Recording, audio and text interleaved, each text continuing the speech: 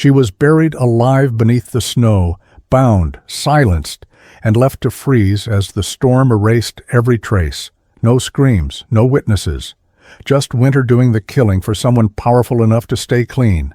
Then a retired Navy SEAL and his dog stopped and heard something the world had already decided to ignore. Before we begin, tell us where you're watching from and subscribe for more stories of faith, courage, and the miracles God hides in the darkest places. Winter settled over Spokane like a held breath. Snow whitening streets, muffling engines, and polishing lies until they gleamed. The city woke to headlines and went back to sleep beneath them. Richard Coleman's smile stared up from the newspaper as if it belonged there, confident, polished, untroubled by weather or consequence. The headline spoke of vision, of prosperity, of a man who could turn forgotten land into a destination. Jack Miller read it slowly, not because the words were complex, but because his mind refused to accept how familiar they felt. He sat alone at a corner table in a small cafe, the window fogged by the cold and the low murmur of morning. Jack was 45 and carried himself like someone who had learned to keep his weight centered, even when sitting still.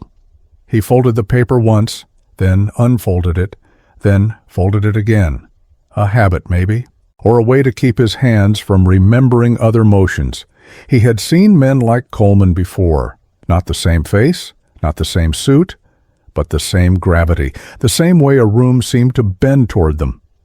In another life, Jack had followed orders that arrived clean and printed, signed by people who never heard the noise.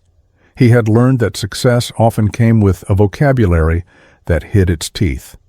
The article praised Coleman's discipline and timing. Jack almost laughed. Timing, yes. Winter was perfect timing. Snow erased tracks, cold slowed questions, and money warmed doors that should have stayed shut. Jack left a few bills on the table and stepped outside. The air bit. He welcomed it. Cold was honest. Cold did not pretend to be kind. Shadow waited in the truck, alert but calm. The dog's presence was a quiet counterweight to Jack's thoughts, steady, unflinching, as if the world could be read by scent and sound rather than by headlines. Jack glanced once more at the paper before crumpling it into the glove compartment. He did not tear it up. He wanted the proof to stay. The drive back toward the cabin took him out of the city's clean lines and into the sprawl of trees and service roads. Snow thickened, the kind that fell straight down and made everything feel closer than it was. Jack kept the radio off. He preferred the engine's low hum and the occasional shift of Shadow's weight in the seat behind him. At the cabin, Jack unloaded groceries and stacked firewood with practiced efficiency. He told himself he was done with watching the world for threats. He told himself that survival now meant routine, coffee, wood, walk the perimeter, let the day pass. Shadow broke that plan without a sound. They were halfway along the service road when the dog slowed, then stopped. Not stiff, focused, the kind of stillness that sharpened the air around it. Jack felt the change before he named it. His chest tightened, the way it used to when a quiet space grew too quiet. "What is it?" he asked, not expecting an answer. Shadow moved forward and began to dig, not frantic, purposeful. Snow flew back in clean arcs. Jack watched for a moment, measuring the dog's posture, the angle of its head. Instinct had a look. This was it. Jack dropped to one knee and pressed his gloved hand to the ground. At first there was only the weight of the cold, then faint, irregular, a sound that could have been wind trapped beneath ice. He leaned closer. The sound came again, a knock, weak, human. He did not think after that. He moved. The shovel came out. Snow burned his wrists as he worked faster, breath tearing from his lungs. Shadow adjusted, scraping more gently as something solid emerged. Fabric, a sleeve, a shoulder. A woman lay beneath the snow, bound and taped, her skin pale against the dark of her hair. Her eyes fluttered open and shut, as if the world were too bright, too loud. Jack cut the tape carefully and felt the tremor in his hands when she gasped, dragging air like it had weight. "Stay with me," he said, voice steady by force. He wrapped a thermal blanket around her and checked her pulse. Weak, but there. He had learned to read that thin line between living and not. He had learned it the hard way. Shadow stood watch, body angled toward the trees. The dog's low sound, more breath than growl, sent a warning through Jack's spine. He looked up. Between the pines, at the far edge of sight, a shape stood. Too still to be an animal, too distant to read, it did not move when Jack looked at it. It did not wave. It watched. Then it was gone. Jack activated the emergency beacon and waited. Snow fell harder, eager to close the gap between what had happened and what could be proven. He felt a familiar pull, an old instinct to pursue, to chase the shadow before it learned his name. He stayed where he was. He had learned something else since leaving the teams. Sometimes the bravest move was to hold ground. When rescue lights finally cut through the trees, relief came sharp and brief. Relief meant witnesses. Witnesses meant attention. Attention meant whoever had been watching would know the woman was alive. At the hospital, the fluorescent lights felt too bright, too clean. A doctor took charge with a voice that allowed no argument. Hypothermia, slow warming, no shortcuts. Jack gave his statement to the sheriff with the same economy he used to brief after missions. Facts first. Feelings later. As if summoned by the word later, a man appeared in the corridor pushing a cart. He wore the uniform of someone meant to blend in. He smiled at the wrong moment. Shadow's posture changed. The boxes were opened. The smile failed. The sheriff's hand tightened. Jack felt the room tilt the way it did when a threat stepped out of camouflage. His phone vibrated. Unknown number. "You've seen too much," a voice said, calm as snowfall. Then the line went dead. Moments later, a deputy returned with a printout. Cameras near the service road. Wiped. Manual deletion. Jack thought of the headline again, of timing, of winter. He looked at Shadow, who had settled near the door, eyes tracking every movement. Loyalty did not require explanation. Instinct did not need applause. Outside, snow continued to fall, quiet, patient, ready to cover anything left unattended. Night pressed down on Spokane as the storm thickened, turning roads into corridors of white, and the hospital into an island of light, where the cold still found ways inside. Jack Miller sat on a molded plastic chair outside the trauma bay, hands folded, posture controlled by muscle memory rather than comfort, listening to the muted rhythm of machines through the wall and wondering when stillness had begun to feel more dangerous than motion. He told himself he had done everything right, called for help, stayed put, given facts without embellishment. Still, his chest felt tight, like a door that had been closed too long. The woman they had pulled from the snow was alive for now, but Jack knew the lie in that phrase. Alive for now meant borrowed time, and borrowed time always demanded interest. Shadow lay at his feet, not sleeping, not fully awake. Awareness stretched thin across every sound in the hallway. Jack could feel the dog's attention like a second pulse, steadying him, anchoring him in the present. The doctor had said slow warming, no heroics, and Jack had nodded as if he hadn't spent half his life learning how to break rules politely when someone was bleeding. The sheriff had taken his statement with the calm precision of someone who understood winter and people who used it. Jack replayed the moment in the woods, the faint knock under the snow, the way his hands had moved without asking permission from his head. He remembered another knock years ago, in a different country, on a door that had opened to something he had not been fast enough to stop. The past did not announce itself. It simply leaned closer when the present went quiet. Footsteps approached. Sheriff Marin Holt stopped in front of him, voice low, eyes steady. The woman had a name, she said, Emily Carter, stable but fragile. Jack nodded. He did not trust himself to speak. Holt mentioned the erased cameras again, the word erased carrying more weight each time it was said. Jack felt the old instinct stir, the urge to map routes and contingencies, to draw lines between cause and effect until the picture made sense. Shadow shifted, ears tilting toward the corridor, attention sharpening as if something had brushed the edge of his awareness. Jack followed the dog's gaze just as a man pushed a cart past the nurse's station, smile fixed, eyes skimming doors rather than faces. Jack did not move. He had learned that stillness could be bait. The moment stretched. A nurse frowned. The doctor returned to the hall and asked a simple question about delivery orders. The man answered too quickly. Shadow's low sound vibrated against Jack's ankle, not fear, not aggression, but recognition. When the boxes were opened and the pretense collapsed, Jack felt no triumph, only a cold confirmation. Someone had tried to finish what the snow had started. The sheriff took control. The man was restrained. Voices rose and settled. Jack watched from the chair, counting breaths until his hands stopped trembling. He told himself that this was different now. He was not responsible for outcomes beyond the next right action. His phone vibrated, unknown number. He should have let it go. He answered because part of him still believed in confronting threats before they grew teeth. The voice on the other end was calm, almost bored. "You have seen too much." The line went dead.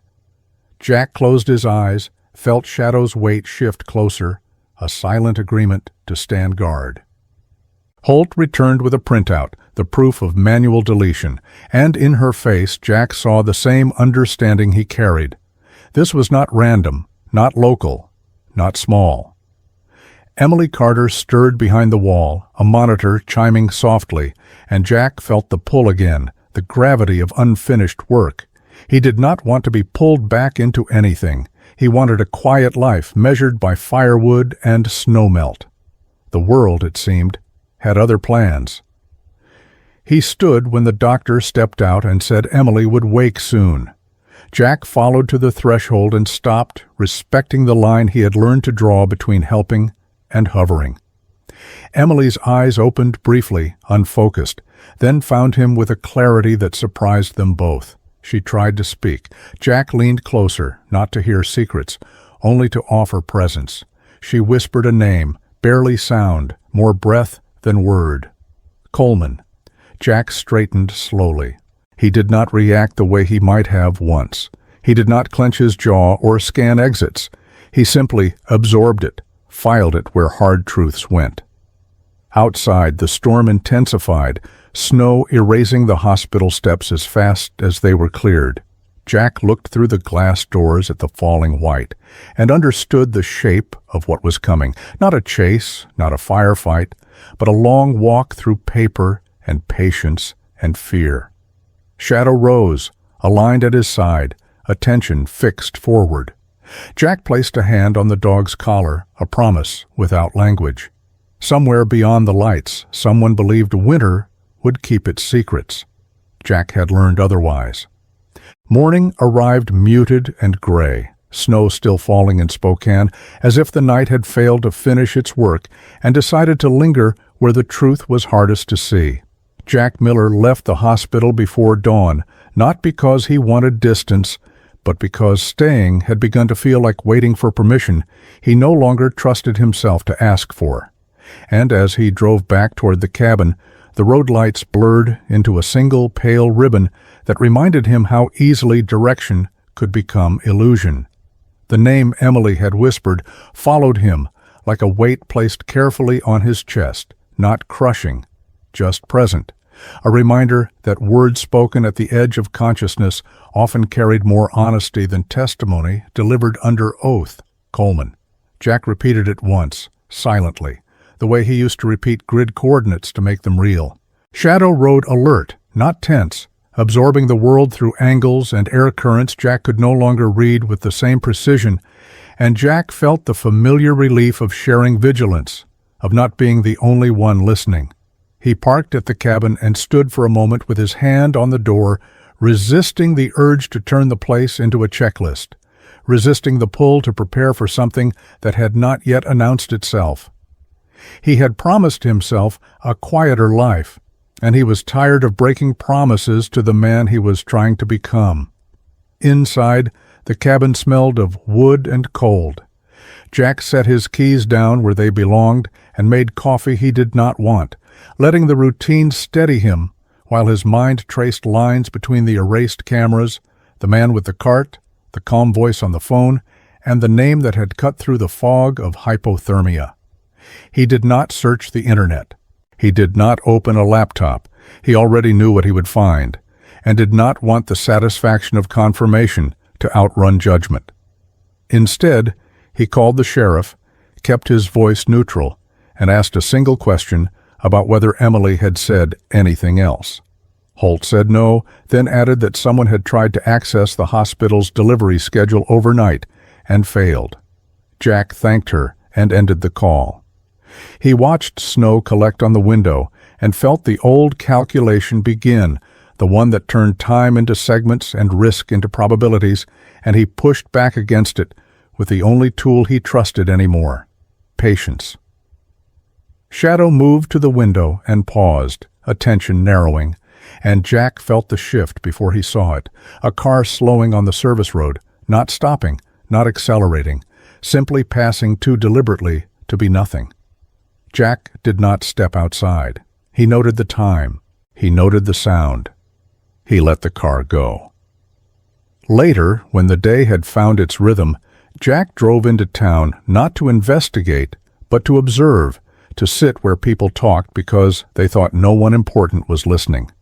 He chose a hardware store cafe where contractors lingered over burnt coffee, where winter complaints turned into gossip if you waited long enough.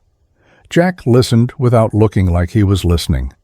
He heard Richard Coleman's name spoken with admiration and resentment in equal measure, a man who paid on time and bought silence by the square foot, a man whose projects promised work and delivered displacement with a handshake. Jack did not ask questions. He let the room speak. When he left, Shadow matched his pace, a quiet agreement to keep the day small. Back at the cabin, Jack found a flyer taped to a post near the road, an announcement about a proposed development meeting rescheduled due to weather. The paper was clean, the language reassuring, the subtext sharp. He peeled it off and folded it carefully the way he had folded the newspaper the day before and tucked it into his pocket like evidence waiting for context. In the afternoon, Holt called again, her tone unchanged, but her words more deliberate. The erased cameras had not been the only thing altered. A maintenance log for the service road showed a correction made after the fact, a neat line drawn through an entry and initialed by someone who no longer worked for the county. Jack closed his eyes and exhaled slowly, the picture gaining edges. He thought of winter being used as a tool, of accidents that required no witnesses if timing was right, and of men who believed paper could carry guilt away as efficiently as snow carried footprints. Emily woke briefly, Holt said, disoriented but lucid enough to repeat the name without prompting. She had asked whether anyone had been arrested and then apologized for asking. Jack felt something tighten in his throat at that, the instinct to reassure warring with the knowledge that reassurance was a promise he could not make. He told Holt he would come by later if it was appropriate. She said she would let him know. Dusk arrived early, the kind that flattened sound and made distance deceptive. Jack and Shadow walked the perimeter again, not because he expected to find anything new, but because movement kept his thoughts from spiraling. At the edge of the service road, Shadow paused and sniffed, not alarmed, simply attentive, and Jack noticed a faint smell of fuel that did not belong to the place or the season. He marked it in his head and kept walking. He refused to chase it. He had learned that chasing ghosts was how you missed the living. Night fell fully. Jack sat at the table and wrote nothing, letting the act of holding a pen remind him that words mattered when used sparingly. His phone buzzed once, then stopped. No message. He did not check missed calls. He listened to the storm and to Shadow's breathing and to the part of himself that knew a line had been crossed when a woman was buried and a hospital nearly became a crime scene. He thought of the meeting flyer and the corrected log and the passing car and the calm voice, and he understood the shape of the work ahead without naming it. This would not be solved quickly. It would not reward impatience. It would require him to stay present when the easier choice was to disappear. As he turned off the light, Jack placed the folded flyer beside his keys, a small decision that felt heavier than it should have, and in the quiet he felt certainty settle where doubt had been. Winter could erase marks, but it could not erase patterns, and someone had begun to draw one too carefully to remain hidden. Snow kept falling over Spokane as daylight thinned, the city moving carefully around meetings and permits while the ground beneath it held memories no zoning map could explain. Jack Miller stood at the back of the community hall, hands loose at his sides, feeling the old tension settle into his shoulders as if his body recognized the room before his mind did. Folding chairs scraped softly across the floor. Coffee steamed in paper cups. On the wall, a projector hummed to life, throwing clean diagrams onto a screen that showed parks, walkways, and luxury lodges rendered in warm colors that did not exist outside. Jack had come because the flyer had asked politely, and because politeness was often how trouble announced itself. He did not sit. He watched. Shadow lay near his boots, attention stretched outward, absorbing the emotional temperature of the room the way Jack once absorbed wind and sound. The meeting began with reassurances, economic growth, opportunity, revitalization. Jack listened to the cadence and felt the words slide past him, remembering briefings where maps were clean and outcomes were promised with confidence that never made it into the field. A representative spoke about Richard Coleman without naming him directly, referring instead to partnerships and stakeholders as if distance softened responsibility. Questions followed, hesitant at first, then sharper. A woman asked about relocation timelines. A man asked about compensation. Another asked whether accidents on the service road had been investigated. The representative smiled and deflected, citing weather and unfortunate timing. Jack felt his jaw tighten. Timing again. He caught himself and loosened his hands. Anger was a tool that dulled quickly if swung too soon. Shadow shifted, sensing the rise and fall of voices, the small fractures forming beneath courtesy. Jack noticed two men near the exit who did not speak, who watched the room instead of the screen. He did not stare back. He let them exist. After the meeting, Jack stepped outside into the cold and breathed until the tightness eased. He did not confront anyone.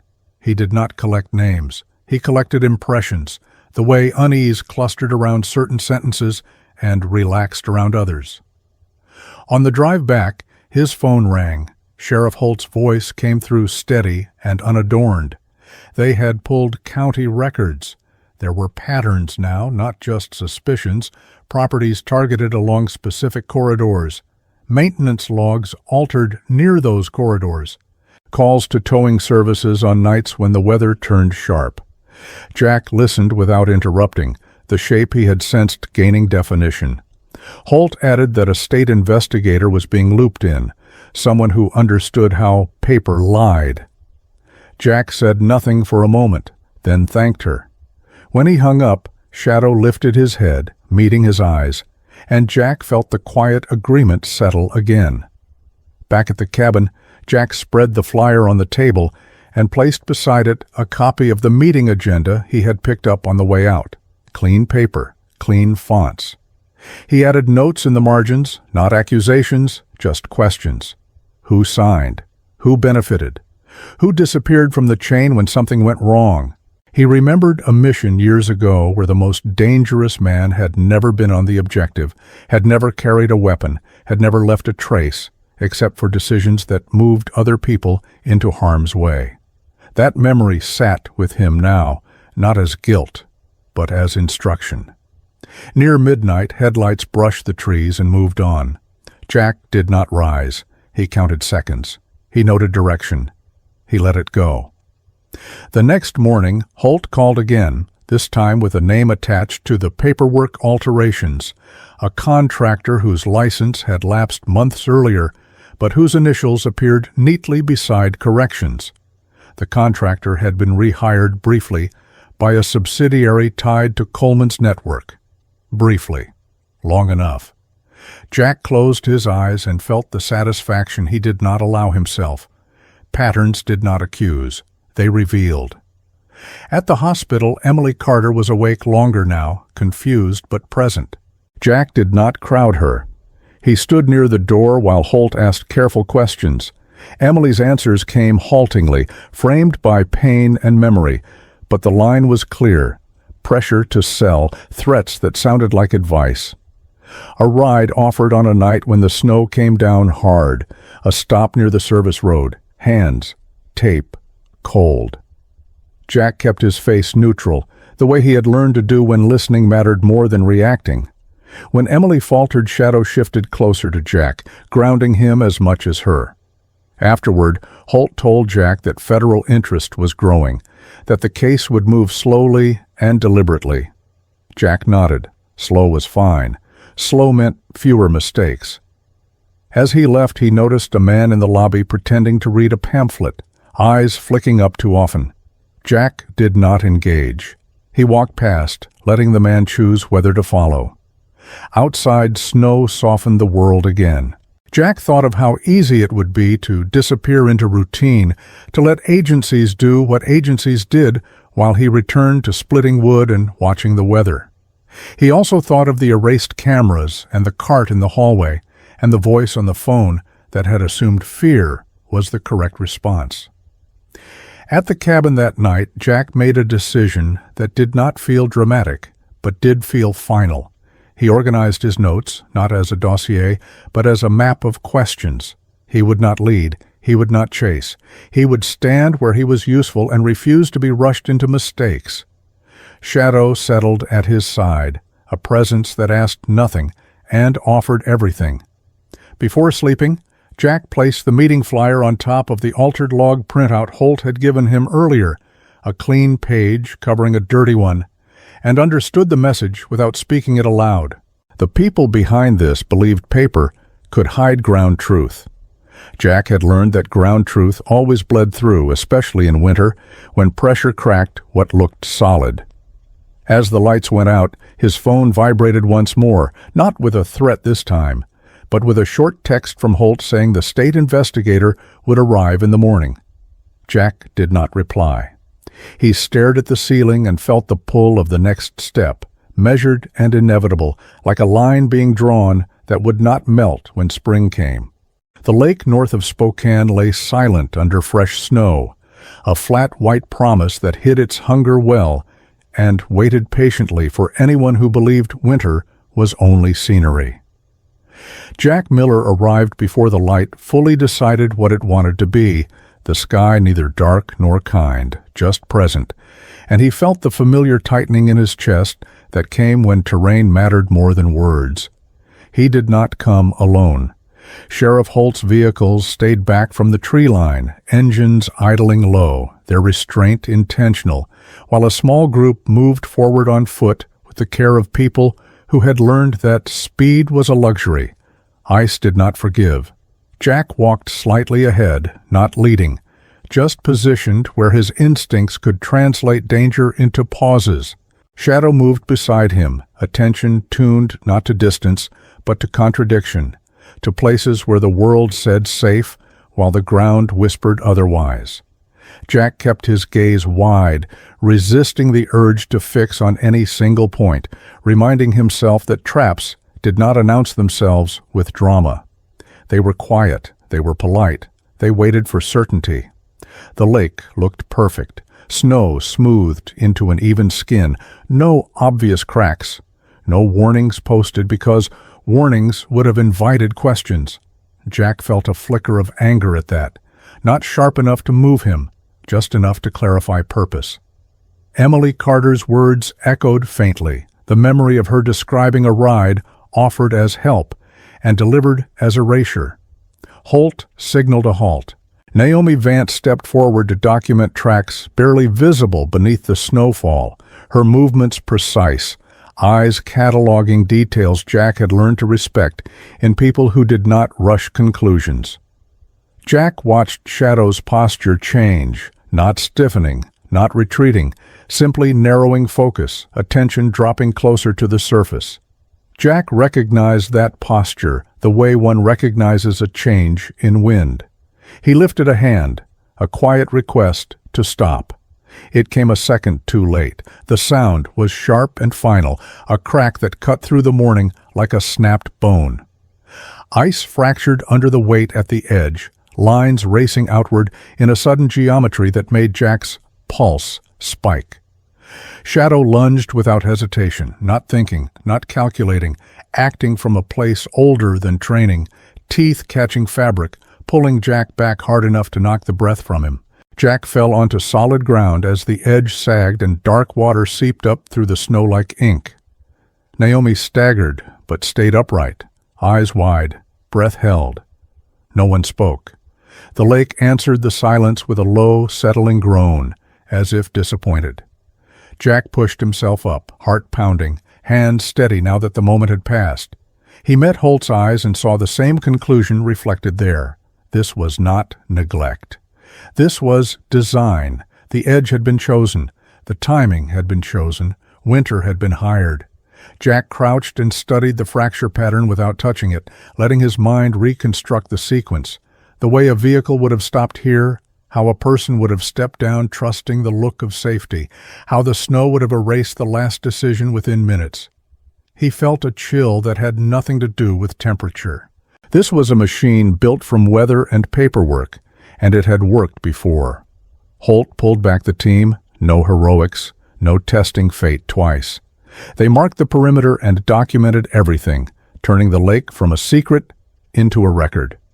Jack stepped away and let the professionals do what they did best, forcing himself not to hover, not to take ownership that was not his to take. Shadow stayed close, the dog's breathing gradually slowing, the burst of action settling back into watchfulness. Jack placed a hand briefly against the dog's neck, a grounding touch, and felt gratitude cut through the adrenaline. Back at the vehicles, Holt spoke quietly into her radio, voice controlled, words precise. Probable cause. Pattern confirmed. Naomi was already writing, her pen moving faster now, the shape of the case no longer abstract. Jack listened and thought of the meeting hall, the clean diagrams, the reassurance that nothing bad was happening here. He imagined those diagrams laid over this lake and felt the mismatch like a bruise. As they drove away, Jack looked back once, memorizing the unbroken white that would look harmless again by afternoon. He knew better now. At the cabin later, Jack washed his hands even though they were clean, a habit from another life that returned when his mind needed something simple to do. He replayed the moment on the ice, not to relive fear, but to understand margin, the difference between losing someone and losing everything. He did not call anyone. He did not write. He waited. When Holt's message came, it was brief. The lake had changed the case. Warrants would follow. Jack set the phone down and stared at the window as snow continued its patient work, smoothing edges, inviting mistakes. He felt the pull again, the old instinct to move faster than process allowed, and he resisted it, choosing instead to stand where he was most dangerous to the people who counted on winter to clean their hands. Shadow lay at his feet, eyes open, listening to a world that had just revealed one of its sharper truths. Jack understood then that this line, once crossed, did not recede. It hardened. And somewhere, someone would feel that change before they understood it. Winter tightened its grip as Spokane turned inward, offices lit late and phones ringing softly, while the storm outside worked as cover for decisions that would no longer stay buried. Jack Miller learned quickly that this phase of a fight had no soundtrack, no clean surge of adrenaline, only hours that stretched thin and conversations that weighed more than any pack he had ever carried, and the realization unsettled him in a way gunfire never had. The lake had changed everything, not because it had nearly taken someone, but because it had spoken plainly enough that even those who preferred not to hear could no longer pretend. He spent the morning moving between spaces that felt too warm, too orderly, places where danger wore name badges and spoke in measured tones. Sheriff Holt kept him updated without ceremony, her words precise, stripped of comfort. Warrants were in motion. Financial reviews had been approved. The case was no longer local in spirit, even if it still wore local weather. Jack listened, nodded, and said little, aware that speaking too much was another way to blur intent. Shadow stayed close, calm, but attentive, reacting not to noise but to shifts in tension, and Jack felt the familiar steadiness of not carrying awareness alone. At the hospital, Emily Carter was stronger, sitting upright with effort, eyes clearer but guarded, and Jack stood where she could see him without feeling cornered, reminding himself that presence could be an act of restraint. She did not ask for promises. She asked simple questions about what would happen next, and Jack answered with honesty measured to the size of the truth they could carry. He saw fear in her when she spoke about paperwork, about signatures that appeared harmless until they took everything, and he understood that survival did not end with rescue. Survival required proof. The state investigator arrived quietly, introduced by Holt with a brief nod, a person who spoke in lists and listened for omissions, and Jack felt the shift as the case began to breathe differently. This was not pursuit. This was pressure. Records were pulled, names were aligned, dates stopped floating and settled into sequences that told a story without adjectives. Jack watched as files were opened and closed, as assumptions were challenged and replaced, and he felt a strange dislocation, like watching a battle from a hill rather than from the line. He wanted to move, to act, to do something that would feel proportional to what had been done to Emily and others he had not met. Instead, he sat with the discomfort and let the process work, reminding himself that impatience was the ally of people who counted on chaos. Midday brought a brief flare of tension when a call came in about a truck idling too long near the cabin road, and Jack's pulse quickened before Holt confirmed it had turned away. Nothing happened. That was the point. Someone wanted to remind him he was visible. Jack felt the old urge to respond in kind, to send a message that visibility went both ways, and he chose not to. He knew better now. He had learned that the most unnerving response was calm continuity, the refusal to be steered by provocation. The afternoon unfolded into a steady accumulation of facts, shell entities tied by shared counsel, maintenance contracts overlapping with acquisition windows, emergency calls logged and reclassified. Jack recognized the pattern from a different theater, the way complex systems hid intent behind routine until someone bothered to trace the repetition.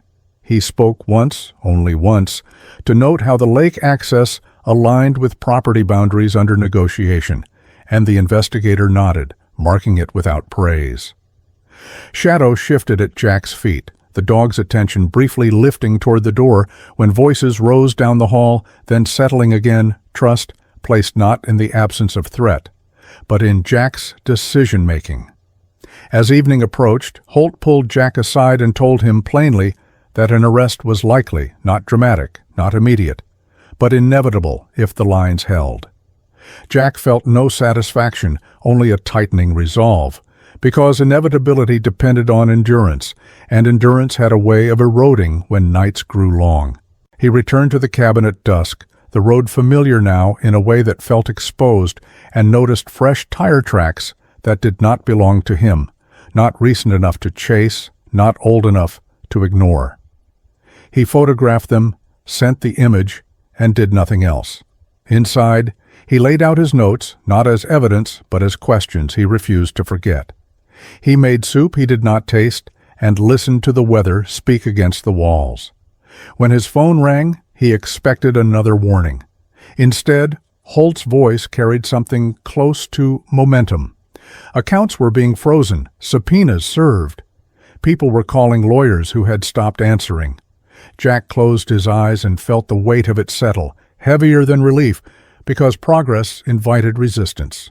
He thought of the man who had spoken calmly on the phone, of confidence born from years of watching winter erase consequences, and he understood that this phase would test patience more than courage. Shadow rose and placed himself between Jack and the window, a habit that had grown as the days tightened. And Jack rested his hand there, grounding himself in the present. He did not sharpen knives or map routes. He chose sleep as an act of discipline. In the dark, as the storm returned to its patient work, Jack recognized the soundless shift that meant something had tipped. The machinery that had hidden behind clean paper was grinding now, audible to those who knew how to listen, and while no door had slammed yet, Jack knew the next chapter would open, not with a chase, but with a knock that could no longer be ignored. Spring waited beyond Spokane's grip, but winter still ruled the streets, a final audit of cold and consequence as the city prepared to reckon with what it had allowed to happen. The arrest did not arrive with sirens or spectacle.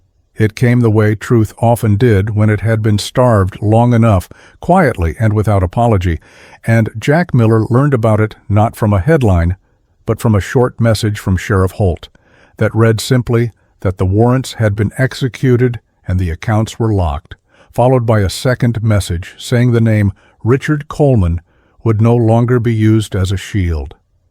Jack read the words once, then again, letting their weight settle without the rush he might once have felt, because he understood that endings earned by paper did not feel like victories earned by force, and because restraint had become his discipline.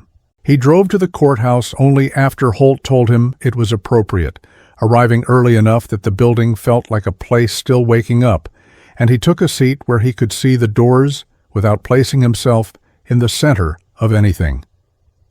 Shadow lay at his feet, present and calm, the kind of calm that came from having done what was required without needing acknowledgement. When Coleman was brought in, there was no performance, only a man accustomed to rooms bending toward him discovering that this one did not. And Jack felt no surge of anger, only a steady clarity that the shape of the harm had finally been given a boundary. Testimony followed in the way long processes did, methodical and unadorned, and Jack listened as patterns he had traced privately were spoken aloud by people whose work was to make such patterns legible to juries and judges, hearing the lake described without poetry, the service road without romance, the logs without embellishment, and he felt the odd comfort of watching facts stand on their own. Emily Carter testified when she was ready, not as a symbol, but as a person whose voice held the thin strength of someone who had been cold enough to know what warmth meant. And Jack kept his eyes on the wood grain of the bench while she spoke, because presence did not require witness in the literal sense, and because he had learned that honoring courage sometimes meant not staring at it. The verdict arrived after the measured waiting that followed a case built to endure scrutiny, and when it did, the room exhaled in a way Jack recognized from long nights when the right decision had been made without fanfare, and he placed a hand on Shadow's collar, grounding himself in the present rather than in any imagined triumph. Outside, snow fell lightly, not to erase, but to settle, and Jack understood that the season had changed in function, if not in form. In the weeks that followed, the city adjusted in small, tangible ways, notices posted and revised, meetings reconvened with language that acknowledged people rather than parcels, and Jack watched from the margins, resisting the urge to oversee outcomes that were not his to own. Emily moved forward deliberately, supported by structures that had finally decided to hold her, and Jack found that the most difficult part of closure was learning not to hover, not to confuse vigilance with care. He returned to his cabin and resumed routines that now felt earned rather than evasive, splitting wood with attention to grain, walking the perimeter without scanning for threats that no longer benefited from his attention, and sleeping through the night more often than not. Shadow adjusted with him, the dog's watchfulness easing into a steadier cadence that spoke of trust in a world that had proved it could respond. One afternoon, Jack drove north to the lake, not as a scout, but as a citizen, stopping short of the ice and standing where the ground was solid, and he looked across the white surface without imagining traps, because the place had been named and therefore disarmed, and he felt a quiet gratitude for the work that had turned danger into record. He did not leave a marker or a token, believing that some acknowledgments were best carried rather than displayed, and he returned to town with the windows cracked, letting the cold move through the truck as a reminder rather than a warning.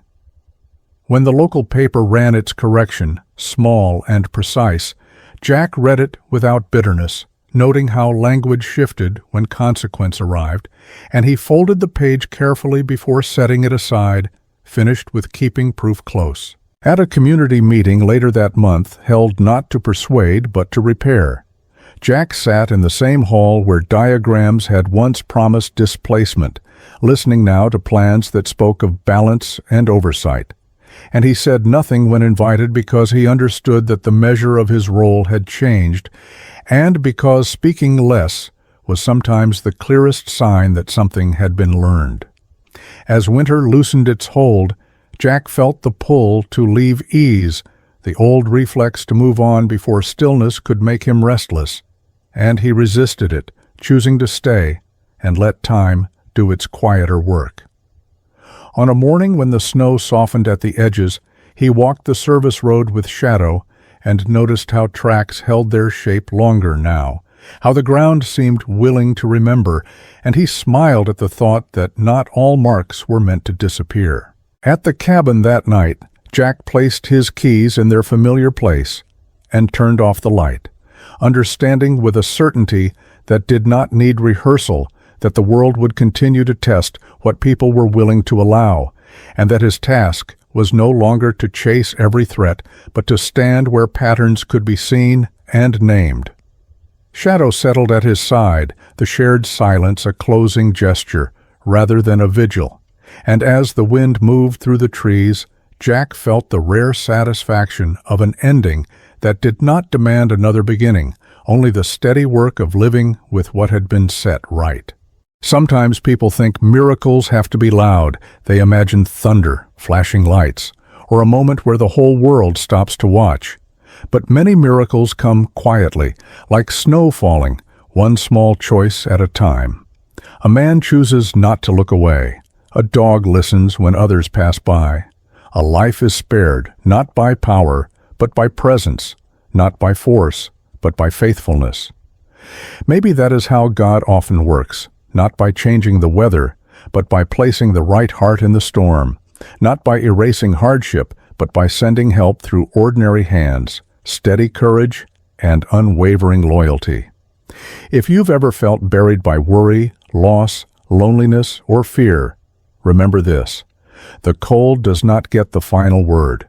The darkness does not decide the ending. God is still writing, even when the page looks empty. Thank you for spending this time with us. If this story touched your heart, please share it with someone who may need a little light today.